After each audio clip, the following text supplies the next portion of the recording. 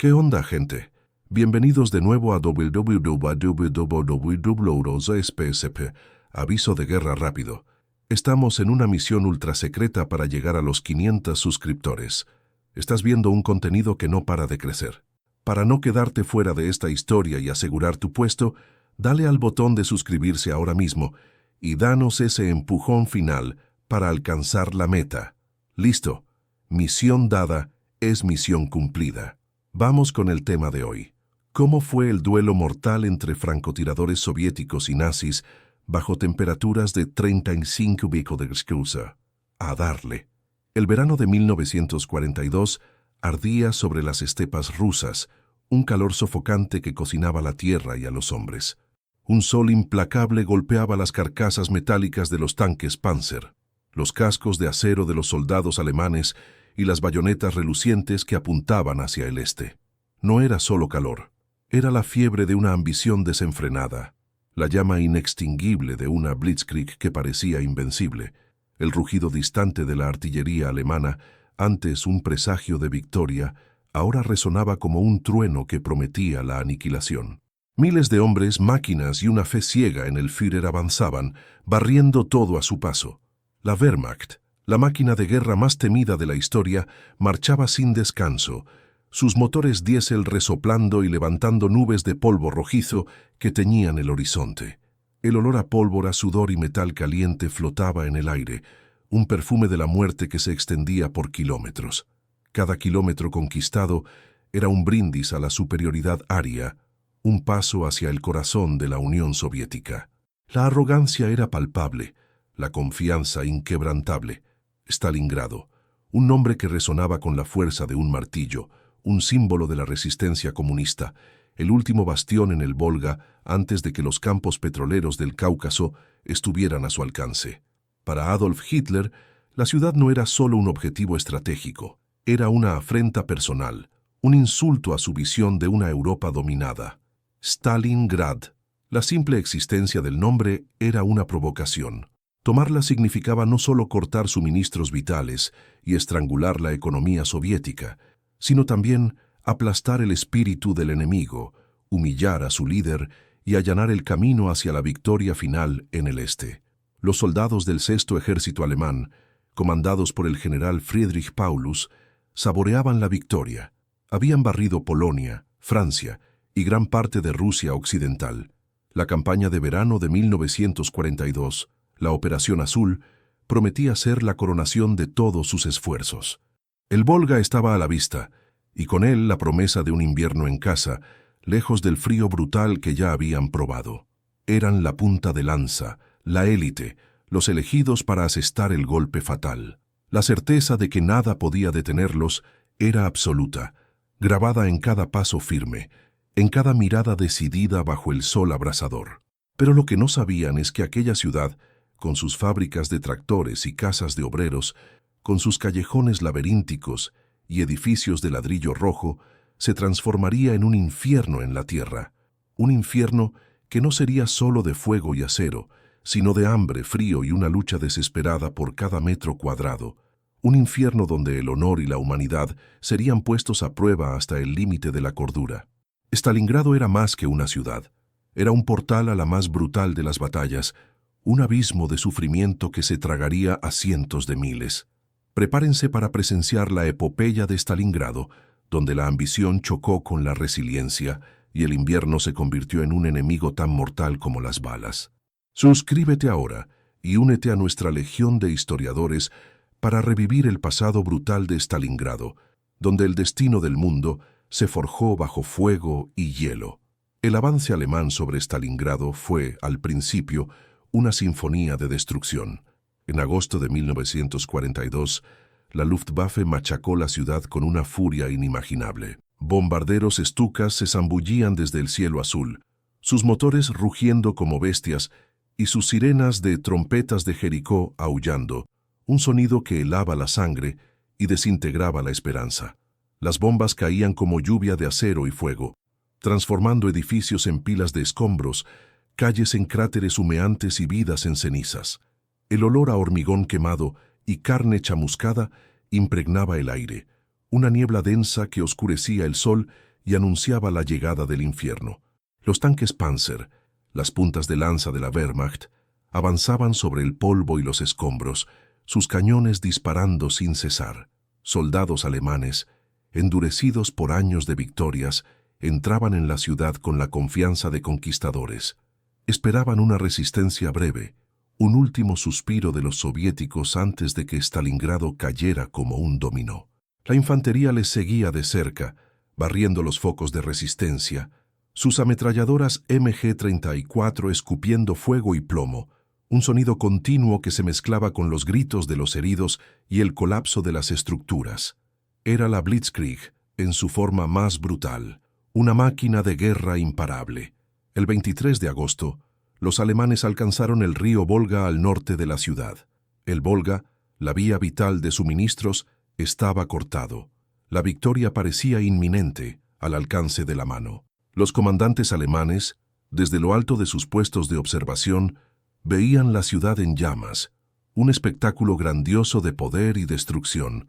La moral estaba alta, las órdenes eran claras: limpiar las bolsas de resistencia, capturar las fábricas y asegurar el control total antes del invierno. Stalingrado, para ellos, era solo otro obstáculo que superar, un nombre que tachar de la lista. Pero Stalingrado no sería como Varsovia, París o Kiev, no sería una victoria rápida. La ciudad, ya en ruinas, se transformó en una trampa, un laberinto de muerte donde cada pila de ladrillos, cada sótano, cada fábrica destruida, se convertía en una fortaleza. El punto de inflexión no llegó con un gran contraataque, sino con la negativa soviética a ceder un solo centímetro de terreno. Ni un paso atrás. La orden Nentuoro 227 de Stalin resonaba en los oídos de los defensores, una sentencia de muerte para los desertores y un grito de guerra para los valientes. La batalla callejera comenzó. Los tanques alemanes que habían dominado las llanuras abiertas se convirtieron en blancos fáciles en los callejones estrechos y entre los edificios derrumbados. Los equipos antitanques soviéticos, muchos de ellos civiles armados, emergían de las sombras para emboscar a los monstruos de acero, usando cócteles Molotov y fusiles antitanque. El sonido del metal retorcido, de las explosiones sordas y de los gritos de agonía resonaba entre los escombros. El olor a diésel quemado se mezclaba con el de la sangre fresca. Stalingrado se convirtió en un infierno de ratas, como lo describirían los propios alemanes. La visibilidad era casi nula, el humo y el polvo cegaban y el sonido constante de la batalla ensordecía. Los alemanes, acostumbrados a maniobras rápidas y ataques coordinados, se vieron obligados a luchar por cada piso de cada edificio, por cada metro de cada calle. Los soldados soviéticos, liderados por el general Vasily Chuikov, transformaron la defensa en una guerra de desgaste brutal, una picadora de carne donde la vida humana valía menos que un ladrillo. La confianza alemana comenzó a desintegrarse bajo el peso de esta nueva realidad. El optimismo inicial dio paso a la frustración y luego a la desesperación. El invierno se acercaba, y con él no solo el frío paralizante, sino también la perspectiva de un asedio, de una trampa de la que no habría salida. Las promesas de victoria rápida y regreso a casa se evaporaban como el humo de las bombas.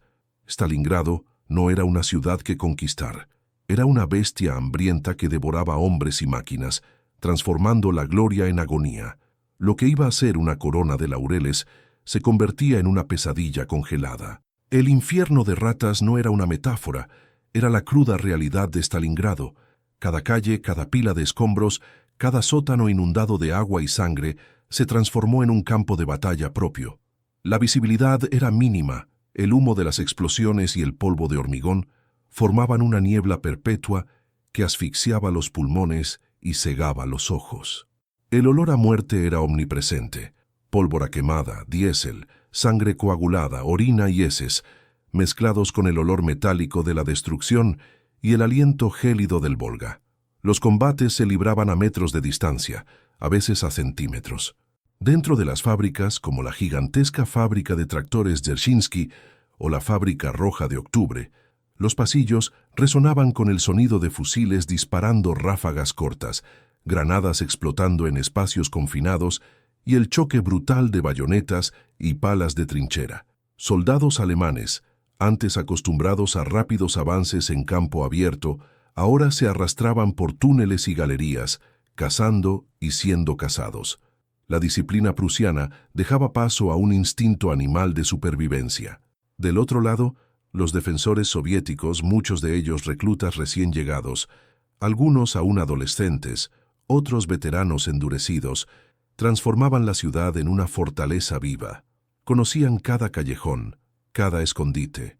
Sus tácticas eran brutales y eficaces. Emboscadas repentinas, contraataques salvajes y el arte mortal de los francotiradores. Era una guerra de desgaste donde la astucia valía más que la fuerza bruta. El general Chuikov exigía que sus tropas estuvieran pegadas al enemigo, tan cerca que la artillería alemana no pudiera disparar sin alcanzar a sus propias tropas. Eran los francotiradores, sin embargo, quienes se convirtieron en la personificación más sombría y eficaz del combate en Stalingrado. Entre los escombros y el hielo que comenzaba a cubrir la ciudad, se desarrolló un duelo mortal y silencioso, una cacería humana donde la paciencia y la precisión significaban la diferencia entre la vida y la muerte. Vasily Zaitsev, un cazador de los Urales, se convirtió en una leyenda, con cientos de muertes confirmadas. Él y su equipo, escondidos en ruinas, detrás de paredes derrumbadas o bajo carcasas de tanques, esperaban horas, días, bajo el frío cortante, por el objetivo perfecto, el enemigo invisible.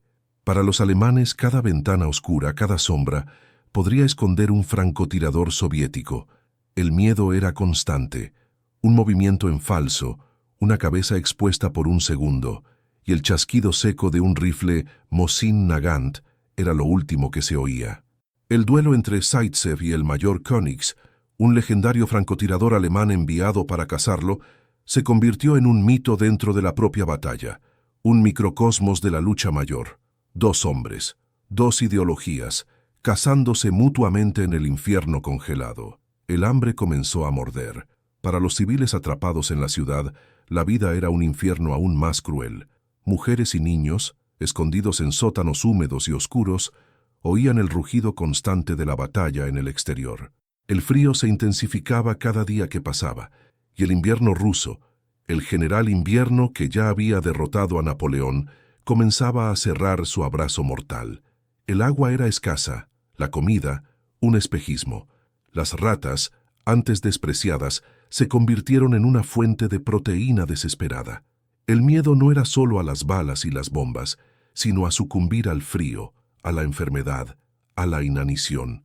Las perspectivas alternaban entre la desesperación alemana y la resiliencia soviética. Los soldados del eje, antaño confiados, veían mermar sus números, sus ropas de verano inadecuadas para el frío que se instalaba. Sus oficiales, antes arrogantes, comenzaban a mostrar signos de agotamiento y duda. La comunicación con la retaguardia era cada vez más difícil, los suministros irregulares. Lo que iba a ser una victoria rápida se transformó en una pesadilla sin fin, una sangría lenta e inexorable. La destrucción de la ciudad era total. Edificios enteros se derrumbaban con el impacto de bombas y proyectiles de artillería pesada. El metal retorcido de las fábricas se mezclaba con los ladrillos pulverizados, formando paisajes lunares de desolación. El aire era pesado con el olor a humo y el sonido incesante de la guerra. El tronar de los cañones, el chirrido de los tanques, el chasquido de las ametralladoras, los gritos de los heridos y los gemidos de los moribundos. Ningún lugar era seguro. La vida se resumía a sobrevivir al próximo minuto, al próximo disparo, a la próxima explosión. El invierno trajo consigo una nueva capa de horror, transformando la sangre en hielo, los cuerpos en estatuas congeladas y la esperanza en un lujo distante. La guerra de ratas escalaba a una carnicería sin precedentes. En los sótanos húmedos y oscuros, donde civiles y soldados buscaban refugio, el aire era denso, con el olor a sudor, miedo y la cercanía de la muerte. Los combates cuerpo a cuerpo estallaban en escaleras estrechas, en pasillos claustrofóbicos. Bayonetas rasgaban carne, culatas de fusil aplastaban cráneos, palas de trinchera se convertían en armas letales en manos desesperadas. No había espacio para la estrategia o las grandes maniobras, solo el salvajismo primordial de hombres, luchando por cada centímetro de escombros, por cada aliento de vida. Los gritos de dolor y furia se mezclaban con el sonido metálico del acero contra el acero, con el chasquido sordo de los huesos rompiéndose. Para los soldados alemanes, con cada día que pasaba, la realidad de aquel infierno se profundizaba. Lo que antes era una marcha triunfal, ahora era una trampa. La disciplina prusiana, otrora inquebrantable, comenzaba a ceder bajo el peso del agotamiento, el frío insoportable y el hambre que les roía las entrañas. Estaban luchando no contra un ejército, sino contra una ciudad que parecía tener vida propia, una ciudad que sangraba, pero que se negaba a morir. El miedo al francotirador invisible era constante, pero el miedo al general invierno se volvía aún más paralizante. Las temperaturas caían en picado, alcanzando los 30 de Guizhou, 35 de Guizhou, y el suelo congelado se negaba a ceder para enterrar a los muertos. Los cuerpos se apilaban en las calles, transformados en estatuas grotescas de hielo, testigos silenciosos de la barbarie. La moral de las tropas alemanas se desplomaba. Informes de deserción y automutilación, antes impensables, comenzaban a surgir.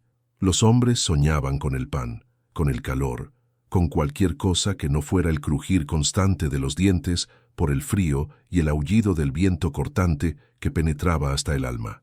La esperanza de suministros, de refuerzos, disminuía cada día. Las promesas del alto mando de un suministro aéreo constante eran una broma cruel, pues pocos aviones lograban romper el asedio soviético que se estrechaba. El olor a gangrena, a pies congelados y a heridas abiertas, se mezclaba con el olor a pólvora y desesperación. Del lado soviético, la resiliencia era alimentada por una mezcla de patriotismo feroz y un odio implacable hacia el invasor. Las mujeres que se habían quedado atrás trabajaban incansablemente en las fábricas improvisadas, produciendo munición y reparando armas, sus rostros marcados por el humo y la determinación.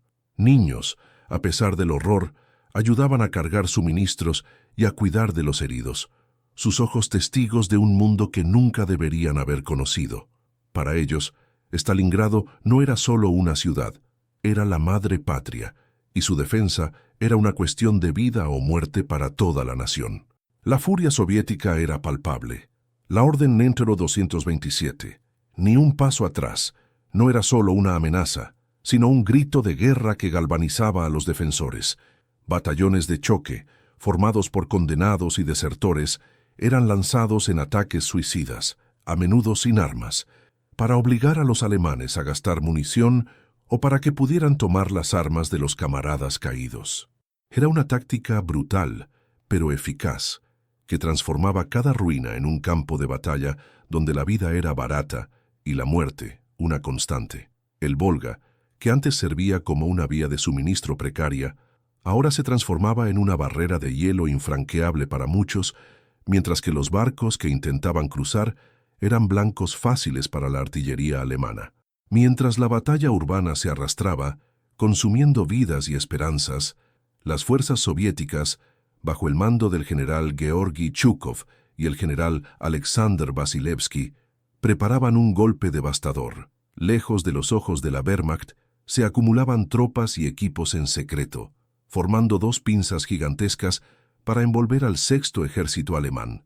La Operación Urano, como fue bautizada, sería un movimiento audaz y decisivo. El 19 de noviembre de 1942, bajo la niebla helada y una ventisca implacable, los tanques soviéticos T-34, acompañados por oleadas de infantería, irrumpieron por las frágiles líneas rumanas y húngaras que protegían los flancos alemanes.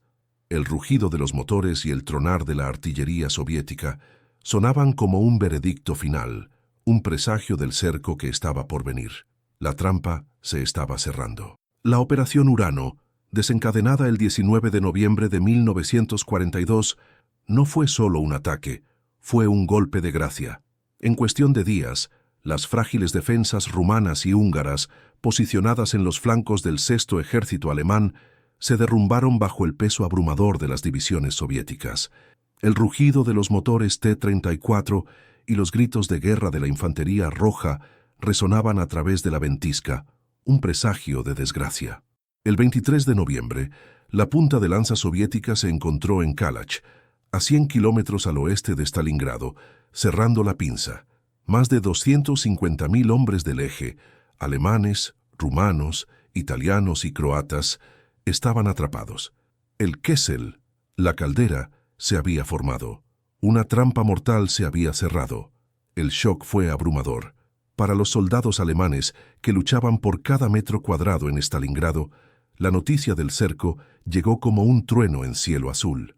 De repente, el frente de batalla urbano, ya un infierno, se transformó en una jaula.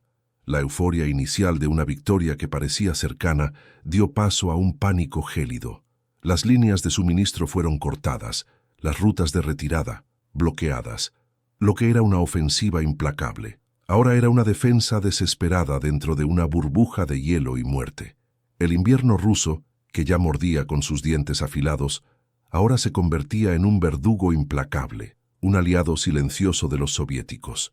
Dentro de la caldera la realidad era brutal. El general Paulus, comandante del Sexto Ejército, apeló a Hitler para que le permitiera intentar una fuga, un intento desesperado de romper el cerco antes de que fuera demasiado tarde. Pero la respuesta de Berlín fue inflexible, ciega, arrogante. El Sexto Ejército debe mantener sus posiciones, esperar el socorro y ser abastecido por vía aérea. Hitler, en su megalomanía, creía que la Luftwaffe, ya sobrecargada en otros frentes, conseguiría mantener a un ejército de más de 250.000 de hombres. Era una sentencia de muerte disfrazada de orden. La promesa de un corredor aéreo se reveló como una farsa cruel. El aeropuerto de Pitomnik, la principal base aérea dentro del cerco, se transformó en un caos. Aviones de transporte Ju-52, lentos y vulnerables, intentaban aterrizar bajo fuego antiaéreo constante y ataques de cazas soviéticos. Muchos eran derribados antes incluso de llegar. Los que lograban aterrizar traían poca cosa, un suministro diario de unos cientos de toneladas, cuando el ejército necesitaba como mínimo 500 toneladas para sobrevivir. Cada vuelo era una ruleta rusa, cada aterrizaje un milagro. El olor a queroseno se mezclaba con el de pólvora y desesperación. La escasez de suministros fue inmediata y devastadora. La ración de pan se redujo a migajas, la carne un recuerdo lejano. Los soldados, ya debilitados por la batalla incesante y el frío, comenzaron a languidecer. El hambre les roía las entrañas, y la sed era una tortura constante, con el agua congelada o contaminada. Los heridos, amontonados en hospitales de campaña improvisados en sótanos helados, sin medicamentos ni anestesia, sucumbían rápidamente a la gangrena y la infección. Sus gritos de dolor resonaban por los pasillos oscuros, un coro sombrío a la sinfonía de la guerra en el exterior. El frío, sin embargo, era el enemigo más insidioso. Las temperaturas caían a 30 Dexicua, 40 Vidicisu. Las ropas de verano que muchos aún usaban eran completamente inadecuadas. Las botas se congelaban en los pies, causando gangrena y amputaciones. Cientos de hombres exhaustos, hambrientos y desmoralizados simplemente se congelaban hasta morir en sus trincheras, transformados en estatuas de hielo. Sus fusiles, Mosin Nagant y Kar-98K, cubiertos de nieve. El olor a carne congelada, a pies podridos y a heces humanas, se mezclaba con el aire cortante, formando un hedor nauseabundo que anunciaba la muerte lenta. El colapso moral era inevitable. La disciplina prusiana, que había sostenido a la Wehrmacht durante años de victorias, comenzó a desintegrarse. Los soldados, antes orgullosos, ahora eran espectros hambrientos, con ojos hundidos y rostros marcados por el agotamiento. La esperanza se evaporaba como el humo de los fuegos precarios hechos con escombros. Las cartas de casa, cuando llegaban, se leían con una melancolía profunda, recordándoles un mundo que parecía haberles olvidado. Cada día más hombres desertaban o se automutilaban con la esperanza de ser evacuados. La fe en el Führer, otrora inquebrantable, se transformaba en resentimiento amargo. Los pocos civiles que aún estaban atrapados dentro de la Kessel vivían una existencia aún más precaria. Sin comida, sin refugio adecuado, se enfrentaban al mismo frío y hambre que los soldados, pero sin la estructura militar para intentar sobrevivir. Muchas mujeres y niños, ya debilitados por la batalla, sucumbían al frío y al hambre, sus cuerpos frágiles encontrados en las calles o en los sótanos, víctimas silenciosas de la brutalidad de la guerra.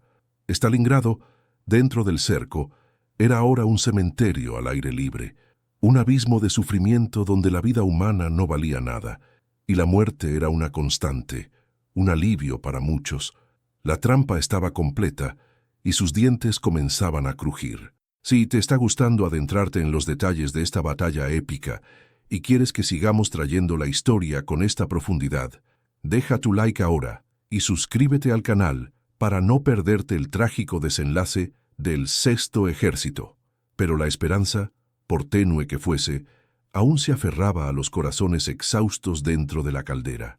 La promesa de un rescate, de un puño blindado que rompería el cerco soviético, mantenía a muchos en pie. Y esa esperanza tenía un nombre: General Erich von Manstein. Lejos de allí, al oeste, Manstein, uno de los estrategas más brillantes de Hitler, montaba la operación Tormenta de Invierno, Unternehmen Wintergewitter. Su objetivo: romper las líneas soviéticas y rescatar al Sexto Ejército. Era el último as bajo la manga, la última oportunidad de evitar el desastre total. El 12 de diciembre de 1942, Manstein lanzó su ataque. El rugido de los tanques y la furia de la artillería alemana volvieron a resonar en las estepas congeladas. La Sexta División Panzer, la punta de lanza, avanzaba a través de la ventisca y el frío cortante, enfrentándose a una resistencia soviética feroz. Para los hombres atrapados en Stalingrado, cada explosión distante, cada rastro de humo en el horizonte, era una señal, un clamor de que la ayuda estaba en camino. Los mensajes de radio, a menudo interceptados y decodificados por los soviéticos, hablaban de una Operación Trueno, un avance que traería la salvación. Una chispa de esperanza se reavivaba en los ojos hundidos de los soldados hambrientos. Avanzaron durante días, luchando contra el frío paralizante y las defensas soviéticas atrincheradas. Los tanques alemanes, cubiertos de nieve y hielo, parecían fantasmas metálicos en medio del paisaje blanco. Soldados de infantería, congelados hasta los huesos, se arrastraban bajo fuego enemigo, abriendo camino para los blindados. El olor a diésel y pólvora se mezclaba con el aire helado, y el sonido de los cañones era una sinfonía macabra de vida y muerte. Se acercaron, 48 kilómetros. Ese era el abismo entre la salvación y la aniquilación. La distancia era agonizantemente pequeña, pero la resistencia soviética era titánica. Cada metro conquistado se pagaba con sangre y vidas. Dentro de la caldera, la noticia del avance de Manstein fue recibida con una mezcla de euforia y desesperación. El general Paulus, en contacto con Manstein, recibió la orden de preparar una fuga, un movimiento desesperado para encontrarse con las fuerzas de socorro. Pero la orden final, la autorización para romper el cerco, nunca llegó. Hitler, en su ceguera y terquedad, se negó a permitir que el Sexto Ejército abandonara Stalingrado. Él creía que la ciudad era un símbolo y que ceder significaba una derrota moral inaceptable. El Sexto Ejército debe permanecer en Stalingrado, fue la orden final, una sentencia de muerte proferida a miles de kilómetros de distancia. La negativa de Hitler selló el destino del Sexto Ejército. La esperanza se transformó en desesperación, la confianza en amargura. Manstein, sin el apoyo de Paulus, no pudo romper las líneas soviéticas. Sus tanques, ya exhaustos y con poco combustible, se vieron obligados a retroceder bajo los contraataques soviéticos. El sueño de una fuga, de un reencuentro, se evaporó en el aire helado de la estepa rusa. El rugido distante de la artillería, antes un presagio de salvación, ahora se silenciaba, dejando solo el aullido del viento y el gemido de los moribundos. La noticia del fracaso de la Operación Tormenta de Invierno barrió la caldera como una ola de hielo. La moral, ya frágil, se desmoronó por completo. Ya no había esperanza. Ya no habría más suministros significativos. No habría fuga. La realidad brutal se impuso. Estaban solos, abandonados, dejados a morir en el infierno congelado de Stalingrado. El hambre se convirtió en una constante, la carne de caballo, un manjar, y el canibalismo, un susurro macabro que rondaba los sótanos más oscuros. Los rostros de los soldados, antes orgullosos, eran ahora máscaras de desesperación, sus ojos vacíos, reflejando la muerte inminente. El general Invierno apretaba su abrazo. Las temperaturas cayeron a 40 Gitesa, 50 de Geisas. El viento cortante transformaba la nieve en agujas de hielo que perforaban la piel. Cientos de hombres, debilitados por el hambre y la enfermedad, simplemente se desplomaban y se congelaban, sus cuerpos convirtiéndose en parte del paisaje desolador.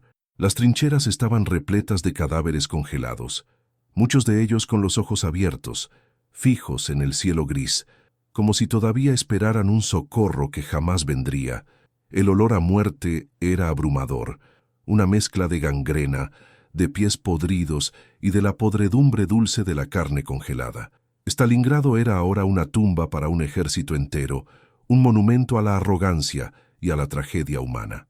El rugido distante de la artillería alemana, antes un presagio de victoria, ahora resuena. Deja tu like si te conmueve esta historia y escribe en los comentarios Tormenta de Invierno para mostrar tu interés en más contenido sobre el frente oriental. Con la operación Tormenta de Invierno fracasada, la máquina de guerra soviética apretó el cerco con una ferocidad renovada. Las pinzas de Zhukov y Vasilevsky, que antes habían cerrado la caldera, ahora comenzaban a aplastarla. La operación Anillo Koltso se lanzó el 10 de enero de 1943. Su objetivo era claro: aniquilar al sexto ejército alemán, pedazo a pedazo, hasta que no quedara nada.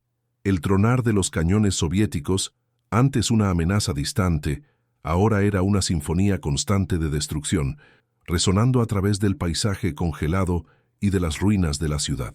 Cada explosión era un martillo golpeando la moral ya destrozada de los defensores. Dentro de la Kessel, los días se transformaron en una agonía interminable. El hambre era un enemigo más cruel que cualquier soldado soviético. Las raciones, ya insignificantes, se recortaron aún más.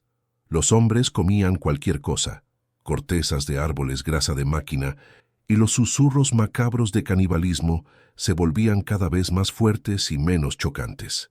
Los caballos que antes tiraban de la artillería ya habían sido sacrificados y devorados semanas atrás, sus carcasas congeladas esparcidas como testigos silenciosos de la desgracia. La sed era una tortura constante, con el agua congelada o contaminada, y la disentería hacía estragos, transformando cada sótano en una letrina inmunda. El frío continuaba cobrándose vidas despiadadamente. Las temperaturas, que rara vez subían por encima de los 30 Greste, congelaban la carne y el alma. Las armas se encasquillaban, los motores de los vehículos no arrancaban, y la piel expuesta se transformaba en gangrena en cuestión de horas. Miles de soldados, ya debilitados por la desnutrición y la enfermedad, sucumbían al frío extremo, sus cuerpos rígidos y azules, apilados en las trincheras o sirviendo de obstáculo en los escombros. Ya no había tiempo ni energía para enterrar a los muertos. Simplemente se convertían en parte del paisaje de hielo y desolación. La disciplina, otrora la espina dorsal de la Wehrmacht, se desintegraba en medio del caos y la desesperación. Las órdenes se recibían con apatía, la moral era inexistente. Soldados, antes leales al Führer, ahora maldecían su nombre, culpándolo por su sentencia de muerte. Muchos simplemente se sentaban y esperaban el final, sus ojos vacíos reflejando el horror de un infierno que se había convertido en su realidad. Las comunicaciones eran esporádicas, los comandantes perdían el control de sus unidades, y la línea del frente se transformaba en una serie de bolsas aisladas, cada una luchando su propia batalla perdida. En el corazón de aquel infierno congelado, donde cada ruina era un puesto de observación y cada pila de escombros un escondite, la guerra tomó una forma aún más personal y brutal: el duelo de francotiradores. En temperaturas de 35 Sinudexurta, donde el menor movimiento podía costar una vida, tiradores de élite soviéticos y alemanes se cazaban en un juego mortal de paciencia y precisión. El silencio se rompía solo por el aullido del viento y, ocasionalmente, por el chasquido seco de un disparo que significaba el final para alguien. El olor a pólvora y sudor helado flotaba en el aire. Francotiradores soviéticos como el legendario Vasily Zaitsev transformaron el arte del camuflaje y la espera en un arma psicológica. Conocían cada ladrillo, cada cráter, cada sombra de la ciudad devastada. Sus ojos, endurecidos por la guerra, escudriñaban el paisaje en busca de cualquier señal de vida enemiga, un brillo de lente, una nube de aliento, un movimiento sutil demasiado difícil para los ojos no entrenados. Eran los cazadores silenciosos, fantasmas de la venganza, y su objetivo era desmoralizar y desorganizar el mando alemán, eliminando oficiales y tiradores adversarios. Por el lado alemán, francotiradores veteranos, entrenados en la precisión y la paciencia, intentaban contraatacar, buscando las posiciones enemigas en un juego del gato y el ratón, donde el error significaba la muerte instantánea. La tensión era palpable. Horas podían pasar, con el cuerpo congelándose bajo la nieve, el dedo en el gatillo, la respiración contenida, esperando el momento perfecto. Cada duelo era una batalla de nervios, una lucha de inteligencia e instinto primal. El sonido de un disparo de francotirador era diferente al estruendo de la artillería. Era un sonido limpio, letal, que anunciaba una muerte silenciosa e inevitable, aumentando el terror y la paranoia entre las tropas exhaustas. Los médicos de campaña, ya sin suministros, observaban con desesperación la proliferación de pies congelados, gangrena, tifus y disentería. Los heridos, amontonados en sótanos sin calefacción, tenían pocas esperanzas. Muchos imploraban por una bala misericordiosa. El olor a carne podrida se mezclaba con el olor a orina y heces, creando un ambiente de horror indescriptible. La vida, dentro de la caldera, había perdido todo su valor, y la muerte era una presencia constante, un alivio para muchos. Cada día, las bolsas alemanas disminuían, aplastadas por la implacable ofensiva soviética. El final, por terrible que fuese, parecía cada vez más cercano, una inevitabilidad gélida. El avance soviético era implacable, una marea roja de acero y hombres que se tragaba los últimos bastiones alemanes. Las bolsas disminuían a cada hora, a cada ataque. Las ruinas, que antes servían de refugio, ahora se convertían en trampas mortales. El sonido de los katyushas, los órganos de Stalin, era una melodía de terror, sus salvas rasgando el aire helado y explotando con una fuerza devastadora, pulverizando lo que quedaba de las defensas. Cada explosión era un recordatorio cruel de que el final estaba cerca, y no habría escapatoria. Dentro de los sótanos y escombros, la realidad era de un horror indescriptible. El hambre alcanzó niveles inimaginables. Los pocos que aún tenían fuerzas para luchar lo hacían con el estómago vacío y los cuerpos temblando de frío. La carne de caballo, agotada hacía tiempo, fue sustituida por cualquier cosa que pudiera encontrarse: perros, gatos, ratas, y luego, lo impensable. El canibalismo, antes un susurro horrendo, se convirtió en una realidad sombría y desesperada en algunas de las bolsas más aisladas. Los ojos de los soldados, antes llenos de orgullo, ahora reflejaban el salvajismo de la supervivencia, una lucha contra la propia humanidad. El general Paulus, aislado en su búnker improvisado, se enfrentaba a un dilema infernal. Sus oficiales le presionaban para desobedecer a Hitler, para intentar una fuga, para salvar lo que quedaba de sus hombres. Pero Paulus, un oficial prusiano de profunda lealtad, estaba atrapado entre el deber y la desgracia. Las órdenes de Berlín eran claras: resistir hasta el último hombre. ¿Pero a qué costo? Él veía la aniquilación total de su ejército, la muerte de cientos de miles de hombres bajo su mando. Con cada informe, con cada desesperada súplica por suministros y evacuación, la respuesta de Hitler era la misma: Stalingrado debe ser mantenida. Era una sentencia de muerte, repetida como un mantra macabro. La estructura de mando se desmoronaba. Las comunicaciones eran intermitentes, las unidades aisladas y sin contacto unas con otras. Soldados deambulaban por las ruinas, perdidos, hambrientos, sin órdenes claras, solo la vana esperanza de encontrar algún refugio o una comida. Muchos simplemente soltaban sus armas, se sentaban en la nieve y esperaban la muerte, ya fuera por congelación, hambre o una bala soviética. El olor a muerte era ubicuo, mezclándose con el de sangre, heces y la podredumbre dulce de la carne congelada. Stalingrado era ahora un purgatorio, donde cada hombre estaba solo en su agonía. Los soviéticos, conscientes de la desesperada situación del enemigo, intensificaron su guerra psicológica. Altavoces esparcidos por las líneas del frente transmitían canciones folclóricas alemanas, seguidas por el tic-tac de un reloj y la cuenta regresiva para la rendición, prometiendo comida, refugio y tratamiento médico. Cada 7 segundos, un soldado alemán muere en Stalingrado, repetían las voces frías e implacables. Esta táctica corroía aún más la moral, plantando semillas de duda y desesperación en las mentes ya exhaustas de los defensores. El sonido de la cuenta regresiva resonaba en los escombros, una banda sonora macabra para el final. Las últimas defensas alemanas, concentradas en unos pocos edificios y fábricas, fueron sometidas a un bombardeo incesante. La fábrica de tractores, la fábrica roja de octubre, el complejo Barricadi. Cada nombre se convirtió en sinónimo de una resistencia desesperada y de una masacre brutal.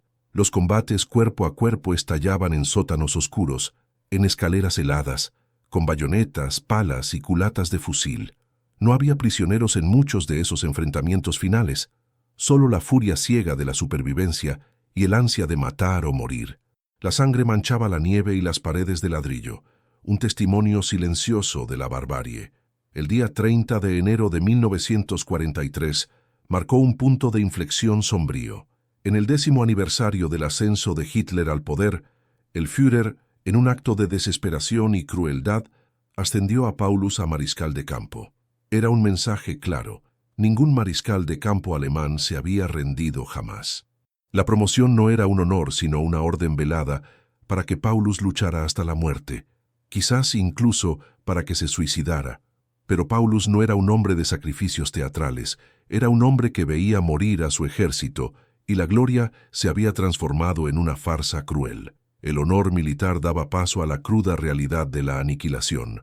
La negativa de Paulus a cometer suicidio, a transformar su muerte en un espectáculo para el Reich, fue un acto de desafío silencioso, pero profundo. Se negó a ser un mártir de una causa perdida. La decisión de rendición, por humillante que fuera, era la única manera de salvar las últimas vidas de sus hombres. El frío, el hambre, la enfermedad, todo había conspirado para quebrar la voluntad de un ejército otrora invencible. El silencio de los francotiradores, que una vez llenó las calles devastadas, ahora parecía aguardar el grito final. ¿Crees que la decisión de Paulus fue un acto de cobardía o de humanidad? Escribe tu opinión en los comentarios. Y no te olvides de darle me gusta a este video para más historias sobre las grandes decisiones de la Segunda Guerra Mundial. El tiempo se agotaba. Cada día era un infierno de nuevas pérdidas. Los últimos bastiones alemanes, fragmentados en bolsas aisladas, eran bombardeados sin piedad por la artillería soviética. El rugido de los cañones se convirtió en un lamento continuo. Las explosiones, un martilleo incesante en la moral ya inexistente. El aire estaba pesado con el olor acre a humo, pólvora y la dulzura nauseabunda de la muerte.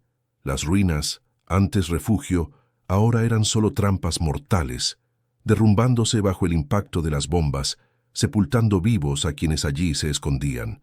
El paisaje era un cementerio al aire libre, salpicado por cuerpos congelados y restos de equipos retorcidos.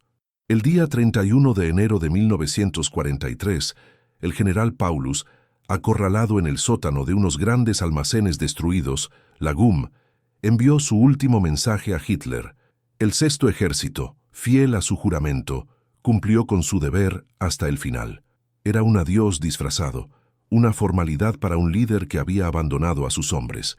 Minutos después, los tanques soviéticos rompieron las últimas defensas en su sector. Oficiales soviéticos se acercaron al búnker improvisado. No hubo tiroteos, no hubo resistencia final, solo el silencio pesado de la derrota. Paulus, pálido y exhausto, emerge del sótano, sus ojos hundidos reflejando el costo de la catástrofe. Se rindió. La rendición del mariscal de campo, un acto impensable para el Tercer Reich, había sucedido. La noticia de la rendición de Paulus barrió las bolsas alemanas restantes como un vendaval helado. Para muchos fue un shock, una traición a la promesa de resistir hasta el último hombre. Para otros fue un alivio, la liberación de una agonía insoportable. Aún así, la resistencia continuó en algunos puntos. El mando norte del Sexto Ejército, liderado por el general Karl Strecker, se mantuvo firme durante 2 días más en la fábrica de tractores, en un último acto de desafío inútil. Combates salvajes cuerpo a cuerpo estallaban en las entrañas de las fábricas destruidas, donde la oscuridad y el frío eran tan enemigos como los soldados soviéticos. El olor a sangre y metal quemado se mezclaba con el aire enrarecido. El 2 de febrero de 1943, los últimos focos de resistencia alemana fueron aplastados. El general Strecker, sin munición, sin comida, sin esperanza, finalmente ordenó a sus hombres que depusieran las armas. El silencio, entonces, descendió sobre Stalingrado. Un silencio extraño, pesado, roto solo por el aullido del viento y los gemidos de los heridos. El humo todavía flotaba sobre las ruinas, pero los sonidos de la batalla habían cesado. La ciudad, un infierno de ratas y fuego durante meses, ahora era un monumento silencioso a la devastación. Más de 91.000 soldados alemanes, hambrientos, congelados y enfermos, emergieron de las ruinas para la rendición. Miles de otros ya yacían muertos, sus cuerpos esparcidos por la ciudad y las estepes heladas. La imagen era de un ejército fantasma, sombras de hombres otrora orgullosos, ahora encorvados bajo el peso de la derrota y el sufrimiento. Sus uniformes, rasgados y sucios, ya no ofrecían protección contra el frío cortante. Sus ojos, antes llenos de arrogancia, ahora reflejaban solo el vacío y el trauma. Muchos apenas podían caminar, tambaleándose, apoyándose unos en otros, una procesión macabra de vencidos. Los soviéticos, aunque victoriosos, presenciaron una escena de horror indescriptible. El olor a muerte era abrumador, un recordatorio punzante del costo de la guerra. Los prisioneros fueron reunidos en grandes columnas, la mayoría sin botas, muchos con heridas no tratadas, camino a campos de prisioneros que resultarían tan mortales como la propia batalla. La larga marcha hacia el este, bajo el frío implacable y la escasez, sería un nuevo capítulo de agonía para estos hombres. Solo una fracción de ellos sobreviviría para ver su patria de nuevo. La batalla de Stalingrado había terminado, pero el sufrimiento estaba lejos de acabar, dejando tras de sí un rastro de destrucción y un legado de dolor que resonaría por generaciones. El invierno ruso había, una vez más, demostrado ser el enemigo más implacable de todos. Los prisioneros alemanes, sombras de sus antiguos yoes, se enfrentaban ahora a un nuevo infierno, la marcha hacia los campos de trabajo soviéticos. Miles, ya al borde de la muerte por el hambre, el frío y las enfermedades, sucumbieron en los primeros días y semanas. Con cada paso en la nieve, un cuerpo caía, abandonado, congelándose bajo la mirada indiferente de guardias y camaradas. De los más de 91.000 que se rindieron, menos de 6.000 sobrevivirían para ver Alemania de nuevo, muchos regresando solo una década después, marcados para siempre por el trauma y la deshumanización. El silencio de la estepa, antes lleno de gritos de guerra, ahora era un lamento frío, testigo de la aniquilación de un ejército. Stalingrado, la ciudad heroica, estaba en ruinas. Un paisaje lunar de escombros, acero retorcido y ladrillos pulverizados. El olor a muerte, que había impregnado cada centímetro cuadrado, tardaría meses en disiparse. Sobrevivientes civiles, que se habían escondido en sótanos y alcantarillas durante meses, emergieron a una realidad irreconocible. Familias deshechas, hogares destruidos, la vida que conocían barrida por la brutalidad de la guerra. La reconstrucción sería una tarea monumental, pero la resiliencia del pueblo soviético, forjada en la caldera de la batalla, pronto se manifestaría. Con cada ladrillo levantado, con cada nueva vida que brotaba en medio de las cenizas, Stalingrado reafirmaba su voluntad de vivir. Para la Alemania nazi, Stalingrado fue un golpe devastador, una herida abierta que jamás cicatrizaría.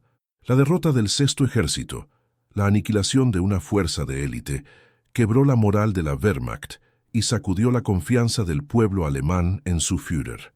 El mito de la invencibilidad nazi fue destrozado en las calles heladas de una ciudad distante. A partir de ese momento, la iniciativa estratégica en el frente oriental pasaría a manos soviéticas. Stalingrado no fue solo una batalla perdida, fue el punto de inflexión de la Segunda Guerra Mundial, el inicio de la lenta e inexorable marcha del Tercer Reich hacia la derrota. Los sobrevivientes, tanto prisioneros alemanes como soldados soviéticos, cargaron cicatrices que el tiempo jamás curaría. Los campos de prisioneros, las ciudades en ruinas, el trauma psicológico, todo era un testimonio de la barbarie. Las lecciones históricas de Stalingrado resuenan hasta hoy. Los peligros de la arrogancia militar, la resiliencia inquebrantable del espíritu humano y el costo incalculable de decisiones estratégicas equivocadas. La batalla de Stalingrado fue el punto de inflexión de la Segunda Guerra Mundial, el colapso de una alianza y el inicio del fin del Tercer Reich. Su memoria colectiva se mantiene viva en imponentes memoriales, en libros y películas que buscan honrar a los caídos y alertar a las futuras generaciones.